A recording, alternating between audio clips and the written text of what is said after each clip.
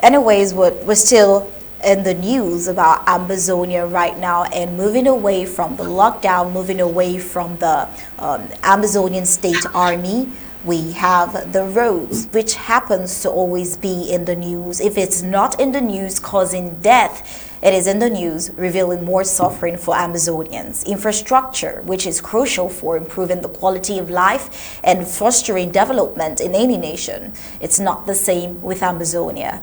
In the case of the southern Cameroons, the state of infrastructure, particularly road networks, reflect a profound failure on the part of the colonial Yaoundé regime. The poor state of roads has led to tragic accidents and continues to stifle economic and social mobility.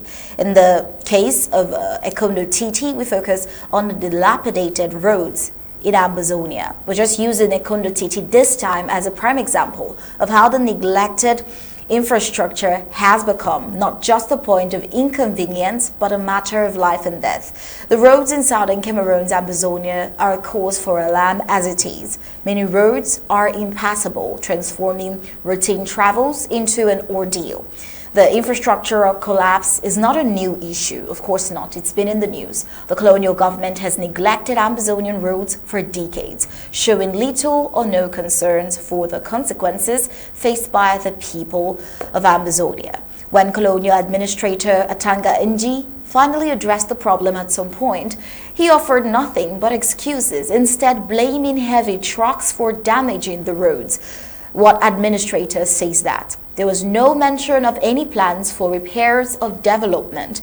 This explanation rings hollow when compared to other countries where trucks are equally heavy, but the roads remain intact. In Ambazonia, it seems the roads were never truly built to last, that's if they were even built, only adding to the suffering of the peoples of Ambazonia. Now, what should be a straightforward commute has for many become an arduous journey marked by endless detours, broken vehicles, and in tragic instances, fatalities.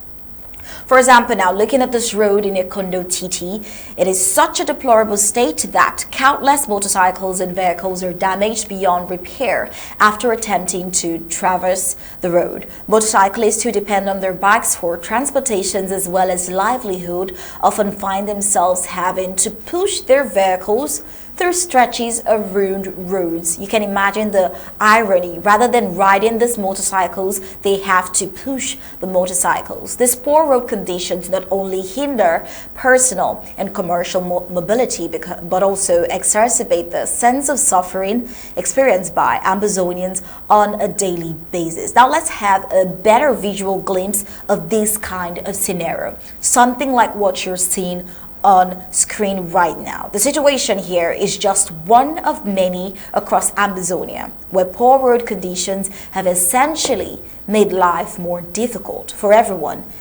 Well, the ongoing neglect of infrastructure in Ambazonia by the colonial Yaoundé is more than just a failure of governance. It is a symbol of oppression. Ekondo Titi's road network represents just one of the many tragic examples of infrastructural decay in Ambazonia.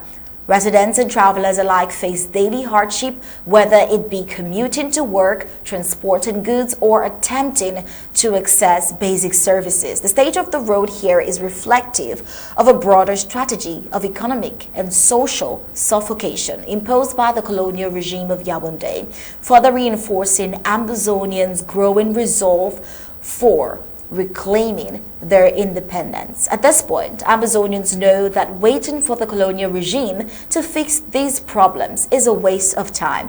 It is clear that any hope for better infrastructure or a higher quality of life lies only in the hands of Ambazonian people themselves. This is why there has been a reinforced focus from waiting on empty promises by the colonial regime or excuses to reclaiming their independence. Only through self-determination can Ambazonians rebuild their country and create the kind of infrastructure that every modern nation deserves, free from neglect and abandonment.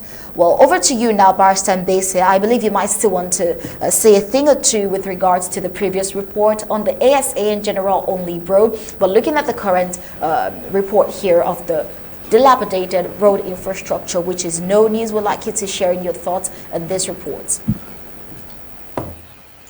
Yes, I think Commander has said everything about the armed forces. But before I leave that mission, before I leave that segment, I would like to do something. I would like to ask a particular question as homework to the Archbishop of Bamenda, because it seems to implies all the time Ambazonians have done this, they have done wrong, lay down your arms and do this and that. I will talk about school resumption. At least the Archbishop of Bamenda knows a guy called Abdul Karim, who never carry any arms. He's in jail. Who I'm sure is married with children. I think the Archbishop must also know somebody called Penn Terence, that I'm told was the vice principal of CAS Bambili. I'm sure he has a family and he has children. He's in prison, not because he carry any arms. So, what provision has the Archbishop in Bamenda and the Catholic Church there made for the children of these innocent people who are in jail in Yaoundé for them to go to school? If their parents are in jail for never carrying any arms, apparently just for saying that, Abdul Karim that I know, for saying that there's a problem, they are in jail for years, not for months, for years. And if the church in particular, if the church in general, and the Archbishop in particular, because these are his doorsteps. When the cardinal came there, Abdul Karim came down on the White Horse to greet the church, the Catholic Church, with the Archbishop. And now you forgot about the poor man, urging people to go to school. Every altar can go to school, but not the child of Abdul Karim or Penn Terence and hundreds of others. I've just mentioned these two as examples. And so the church is failing in its duty. I said yesterday, when the bishop or when the cleric takes on his political robes, he must be careful of what he says. Because we, not being ordained priests, we're not addressing the church, we're addressing those individuals who are using their robes to preach their political views. And so that is what I wanted to say in that segment. They come to the road. You have said it all.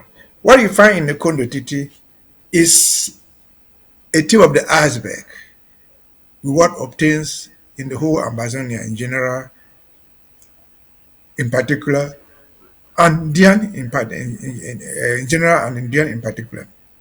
For this one, in the 1961-62, there was a road going to Kondotiti. I don't know whether what we call it a road, a bad road. I don't, I don't think where you find those women being carried on the back. Is it even a road? Does it fit the definition of a road? If you look through a dictionary, that's not a road. So it's not even a track. So I don't know what we can say. It's not even a road. A road where men unwillingly kiss men by their backs because they must carry back across the road. A road where even motorcycle people you see are paying them cannot even ride. You saw the guys falling in the mud, falling into holes. Is that a road? There's not even a road. So what existed there 30, 40, 50 years as a track of road has ceased to exist. There's no road. But why a Kondotiti? I've said this 1,001 times. A Kondotiti is significant in two different things. One, a Kondotiti is Indian. The bedrock of the oil and gas that passes through Sonara goes through the national hydrocarbons and exported abroad for money. Therefore, in principle, the Kondotiti in general and Dian in particular should have the best development because they have all the wealth in Cameroon. 60-70% of the wealth comes from Dian, comes from the Kondotiti, let us put it. Watch they go through this. The second aspect of it is that that is part, Kondotiti is part of Dian, from where the prime minister comes. The Prime Minister of Cameroon comes. He lives in Yaoundé. And if you can remember what Achu said before he died, country politics, Nanjange, you scratch my back, I scratch your back. So, where are they scratching Mr. Dion Gote's back? At his own back. If he's a prime minister, he can go there himself. Even if he chooses to go by helicopter, there's no landing place there. There's no school fee where they even landed with a helicopter. So why should these people go through this? Why should Indian go through this in particular? And why should Ambazonia go through this? We saw a few last week, I think. They were showing a stretch of road between my 17 and my 18. That's between my 17 and Boya. And Muya, that's a stretch of road. In the middle of the town, there used to be tar there. It is all gone. It's all gone. There's nothing left there. Vehicles cannot cross. Bicycles cannot cross. You go on foot, you cannot cross. Why do we need to have gone through all this? And amidst all this, I saw out today a circular. I don't know what we can call it, a circular, from the CPD and political office in Yaoundé, signed by a certain Mr. Peter Mosonge, telling people to come to Boya military Moleko Stadium to watch a film produced to honor Paul Biya as the most important president they ever had. But he wasn't even asking them just to do that. He asked the people, every division there you call it, we should call county, must produce 1.5 million to come help them project their film. And then it's a division or a county. They want them to contribute out of pocket 1.5 million. Trek, come on bikes, they carry on backs to come to Boya and celebrate Paul Biya's film. That's as We are ridiculous really as it indeed we are gets. cursed. We are cursed. Because Mosongo Usan nothing lives in Yaoundé. It's not just anything. Mosongo is an architect by training, trained in the UK. A sycophant of a diseased political party. The headman of something they call Bali. That has no meaning, has no existence. It is created only to give them more money. And you ask yourself, at his age, what does he need all this money for? If people must pay 1.5 million to watch a film, must put that out of his pocket. There is nothing off to his pocket allowance. He wants the people to contribute the money and give him to celebrate Paul Biya, to celebrate Cameroon. The bottom line is, why does Ambazonia go through this? We should never have gone through this. I've said it before.